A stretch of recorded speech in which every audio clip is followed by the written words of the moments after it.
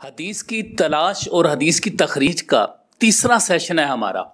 اس session میں ہم پانچواں اور چھٹا طریقہ پڑھیں گے کہ کس طریقے سے ہم حدیث کو تلاش کر سکتے ہیں۔ تو جو پانچواں طریقہ ہے وہ یہ ہے کہ آپ سند اور متن دونوں میں سے، سند یا متن دونوں میں سے کوئی بھی ایک بھی آپ اس کو دیکھتے ہیں کہ یہ حدیث، اس کی سند کیا حیثیت رکھتی ہے یا اس کا متن کیا حیثیت رکھتا ہے، تو ایسی کتابوں سے پھر آپ جا کر اس کو تلاش کرتے ہیں۔ مثال کے طور پر آپ دیکھتے ہیں کہ یہ ایک حدیث ہے اور حدیث موضوع ہے، اور آپ نے اس حدیث موضوع کے بارے میں آپ نے تلاش کرنا ہے، تو پھر آپ ایسی کتابوں میں جائیں گے جس میں باقاعدہ طور پر محدثین کرام نے موضوع احادیث رکھی ہوئی ہیں۔ مثال کے طور پر امام جلال الدین سیوطی کی کتاب ہے اللآلی المصنوعہ فی الاحادیث الموضوعہ، یہ امام جلال الدین سیوطی رحمۃ اللہ تعالیٰ علیہ نے کتاب، اس میں جو کچھ انہیں موضوع حدیث لگی یا انہوں نے تحقیق کیا حدیث میں، تو جو موضوع حدیث تھی انہوں نے ایک ہی حدیث میں، ایک ہی کتاب میں اس کو جمع کر دی۔ اب اگر آپ وہ تلاش کرنا چاہتے ہیں تو آپ وہاں پہ چلے جائیں، اس کتاب کو اللآلی المصنوعہ کو دیکھو، یا باقی جتنی بھی کتابیں ہیں۔ مثال کے طور پر امام صغانی کی کتاب ہے الموضوعات، آپ اس کتاب کو دیکھ لیں، اس میں وہ احادیث آپ کو مل جائیں گی۔ اسی طرح علامہ ملا علی قاری اور ابن جوزی کی کتابیں ہیں الموضوعات کے نام سے، آپ ان کتابوں کو دیکھیں اور ان میں سے جا کر وہ احادیث آپ تلاش کریں گے تو آپ کو وہ احادیث مل جائیں گی۔ لیکن یہاں ایک بات میں بڑی اہم آپ کو بتانا چاہتا ہوں کہ جو امام ابن جوزی کی کتاب ہے الموضوعات، اس میں انہوں نے بعض ضعیف احادیث کو بھی موضوعات میں شمار کر دیا ہے، اور بعض ایسی احادیث کو بھی موضوعات میں شمار کر دیا ہے جو احادیث حسنہ میں آتی ہیں، جس کو امام جلال الدین سیوطی اور ملا علی قاری نے حسن کہا ہے۔ اس لیے آپ اس وقت تک کبھی فیصلہ نہ کریں حدیث کے موضوع ہونے کا جب تک کہ آپ امام ابن جوزی کے ساتھ ساتھ علامہ جلال الدین سیوطی اور ملا علی قاری کی کتابوں کو نہ دیکھ لیں۔ یہ ایک ذیل میں ایک بات آ گئی تھی جو میں نے کی ہے۔ اچھا، تو اس حوالے سے جو موضوعات پر کتابیں لکھی گئی ہیں، الموضوعات الکبریٰ ہے، الموضوعات الکبیر ہے، الموضوعات ہے، ان کتابوں سے جا کر آپ موضوع حدیث کو تلاش کریں گے تو آپ کو بآسانی مل جائے گی۔ تو اس حوالے سے ہم کہیں گے کہ سند یا متن کے لحاظ سے اگر آپ حدیث کو چیک کرنا چاہتے ہیں تو ایسی کتابوں سے آپ کو وہ حدیثیں مل جائیں گی۔ اس کے علاوہ یہ تو تھی احادیث موضوعہ، اگر آپ کوئی حدیث ضعیف ہے اس کو تلاش کرنا چاہتے ہیں تو آپ وہ احادیث ضعیفہ کے نام سے جو کتابیں ہیں، مثال علامہ البانی کتاب ہے الحادیث ضعیفہ، وہاں سے جا کر آپ اس کو دیکھ لیں۔ امام عقیلی کی کتاب ہے کتاب الضعفاء، وہاں سے جا کر آپ ایسی کتابیں جو ہے وہ آپ کو مل جائیں گی۔ اسی طرح جو کتاب الضعفاء میں انہوں نے ضعیف راویوں کی بات کی ہے، لیکن وہاں سے آپ احادیث کا ذخیرہ بھی آپ کو ملے گا۔ اسی طرح ہی الاحادیث الضعیفہ کے نام سے جتنی کتابیں ہوں گی وہاں سے آپ کو وہ حدیثیں بآسانی مل سکتی ہیں۔ اس کے علاوہ ایسی حدیثیں جس کی سند میں پرابلم ہوتی ہے ان کو محدثین کرام نے کتب العلل میں ذکر کیا ہے، تو آپ کتب العلل میں جا کر دیکھ لیں، وہاں پر آپ کو جا کر مل جائیں گے۔ جس طرح ایک کتاب العلل ہے، امام ابن مدینی کی کتاب ہے، وہاں سے آپ جا کر کتب العلل کو تلاش کر سکتے ہیں۔ اسی طرح امام احمد بن حنبل کی کتاب ہے العلل، وہاں سے جائیں۔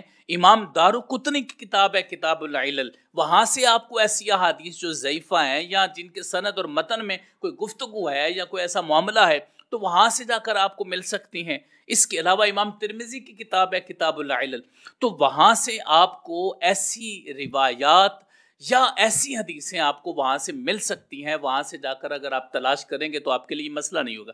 اسی طرح کچھ ایسی بھی حدیثیں ہوتی ہیں، مثال کے طور پر الاحادیث القدسیہ، ضروری نہیں کہ حدیث ضعیف یا موضوع ہو تو آپ تلاش کرتے ہیں، نہیں، جو باقاعدہ طور پر احادیث کے متن کو سامنے رکھ کر یا سند کو سامنے رکھ کر علماء و محدثین کرام نے کتابیں لکھی ہیں، وہاں سے آپ تلاش کر سکتے ہیں۔ جس طرح الاحادیث القدسیہ کتاب ہے، الاحادیث القدسیہ میں جتنے بھی حدیث قدسیہ آپ کو تلاش کرنی ہے آپ وہاں سے جا کر اس کو تلاش کر سکتے ہیں۔ تو اس طریقے سے جو حدیث کا متن ہے اور سند ہے، اس اعتبار سے بھی جا کر آپ ان کتابوں سے وہ حدیثیں تلاش کر سکتے ہیں۔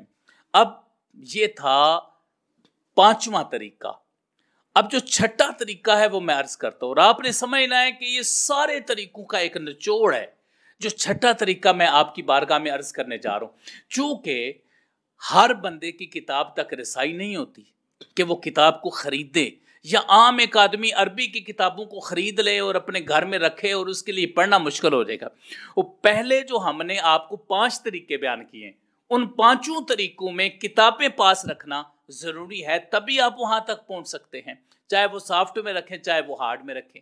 अब ये जो छठा तरीका मैं आपकी खिदमत में अर्ज कर रहा हूं, जो छठा तरीका है यह है सॉफ्ट की दुनिया का तरीका, कि आप उस तरीके से कैसे पहुंचेंगे। और मैं ये समझता हूं कि आज का जदीद दौर सॉफ्ट का दौर है। लोग बड़ी बड़ी लाइब्रेरियां सारे लोग नहीं बना सकते। इस तरीके से जो छठा तरीका मैं अर्ज करूंगा, इस तरीके से हर नौजवान हदीस में 1 मिनट में हदीस तक पहुंचेगा, बल्कि पूरे ज़ख़ीरा हदीस तक पहुंचेगा। कोई भी नौजवान है, यूनिवर्सिटी का है, कॉलेज का है, सादा है, जो कंप्यूटर को जानता है, कंप्यूटर यूज़ करना जानता है, जिस वक्त वो इस तरीके को समझेगा तो उसके लिए कुछ भी मुश्किल नहीं होगा।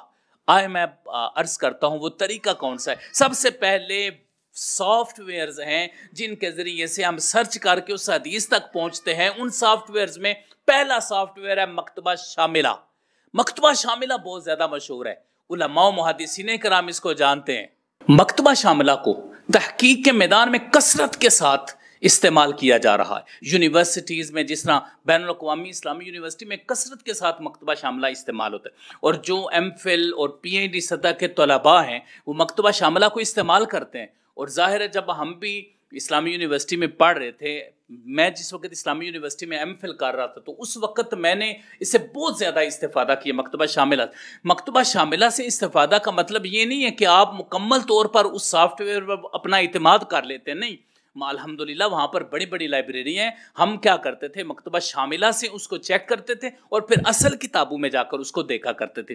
तो मकतबा शामिला पूरी दुनिया में इस्तेमाल किया जा रहा है। अरब के उलमा भी उसको इस्तेमाल, चूँकि ये अरबी का एक सॉफ्टवेयर है, तो यहाँ पर उलमा, बाहर के लोग, और आजकल तो वैसे ही नौजवान भी उनको इस्तेमाल कर रहे हैं। हदीस कोई भी तलाश करनी हो तो मकतबा शामिला से उसको तलाश करते हैं। मैं बाकायदा तौर पर मकतबा शामिला से तहकीक का एक तरीक़ाकार आपकी बारगाह में अर्ज़ करूँगा, लेकिन अब मैं ये बताना चाहता हूँ आपको कि आप जिस वक्त मकतबा शामिला को यूज़ करेंगे तो किताबों के फासले सारे ख़त्म हो जाएंगे।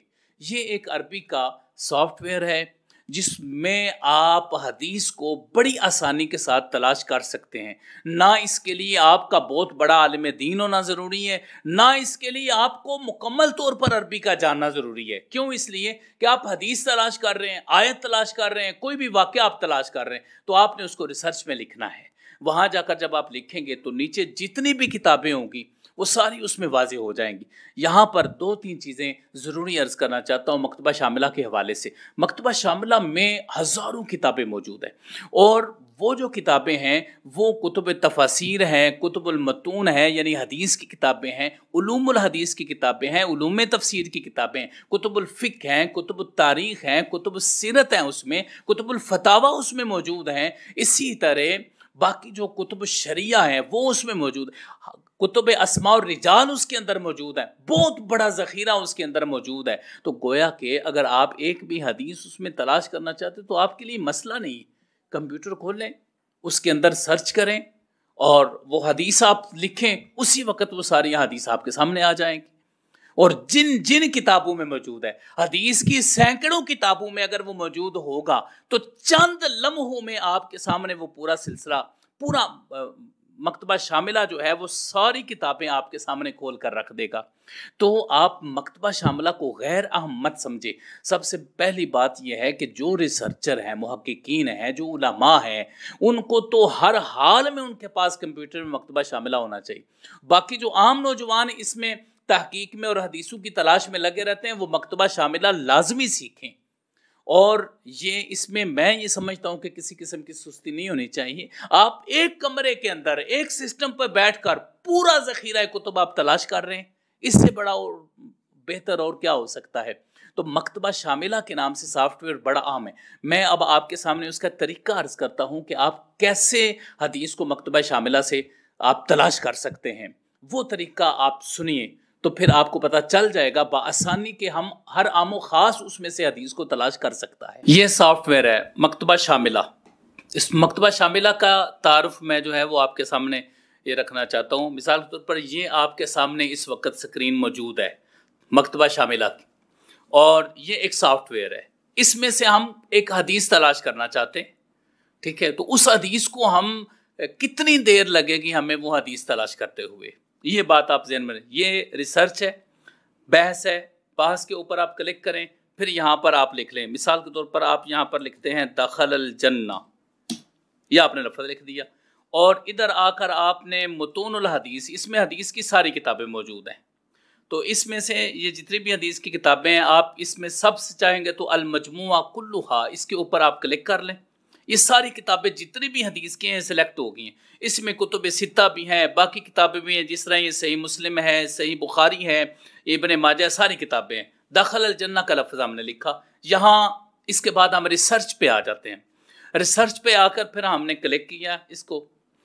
پہلے ہم نے سلیکٹ کر لیا تھا المجموعہ کلو، وہاں پہ جا کر پھر اس کے بعد ہم نے سرچ پہ کلک کیا. جب ہم نے سرچ کیا، اب آپ کے سامنے آ گیا ہے جس کتاب میں یہ حدیث موجود ہے، یہ وہ کتاب آپ کے سامنے آ گئی ہے. اب آپ ان چیزوں کو دیکھ لیں. مثال مصنف ابن ابی شیبہ کتاب ہے، اس میں داخل الجنہ کے الفاظ آپ کے آگے ہیں. اسی طرح اسپیسیفک حدیث اگر آپ لکھتے ہیں تو وہ بھی آپ کے سامنے، جو لفظ بھی آپ اس کے سامنے لکھیں گے وہ آپ کے سامنے آ جائے گا، جس کی وجہ سے آپ کے لیے مشکل نہیں ہوگا. اب دیکھیں نا، حدیث ہے، حدیث کے الفاظ ہیں دخل الجنہ. تو دخل الجنہ جب ہم نے لکھا ہے تو اس کو کوئی عالم دین کا تلاش کرنا ضروری نہیں ہے. ایک نوجوان ہے، دخل الجنہ اوپر لکھے گا، بس اس کو عربی کی بورڈ آتا ہو، وہ اس کے اوپر دخل الجنہ لکھے، اور پھر نیچے جتنی بھی کتابیں آئیں گی حدیث کی اس میں سے وہ اس کو تلاش کر سکتا ہے. جس طرح یہ ترمذی کتاب آ گئی، اس کے علاوہ باقی دیکھیں، یہ صحیح مسلم کتاب آ گئی، اس میں بھی دخل الجنہ کے الفاظ آ گئے. تو اس طریقے سے اگر آپ مکتبہ شاملہ کو یوز کر کے یہاں پر آپ لکھیں گے تو آپ کے لیے کوئی حدیث تلاش کرنا مشکل نہیں ہوگا. اسی طرح آپ آیات تلاش کرنا چاہتے ہیں تو آپ آیات تلاش کریں، اس کو وہاں پہ جا کر لکھیں گے، سرچ پہ جا کر، تو آپ کے لیے کچھ بھی مشکل نہیں رہے گا. تو میں یہی بتانا چاہتا تھا کہ مکتبہ شاملہ کو یوز کریں آج کا جدید ترین اور تیز ترین ذریعہ حدیث کو تلاش کرنے میں.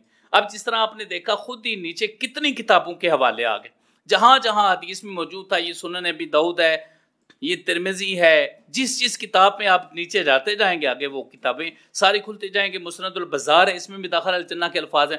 تو اسی طریقے سے ہی آپ اس سافٹ ویئر کو یوز کریں.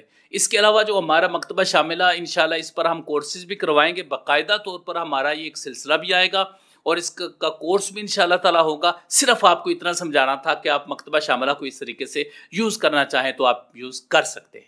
یہ تھا مکتبہ شاملہ کا طریقہ.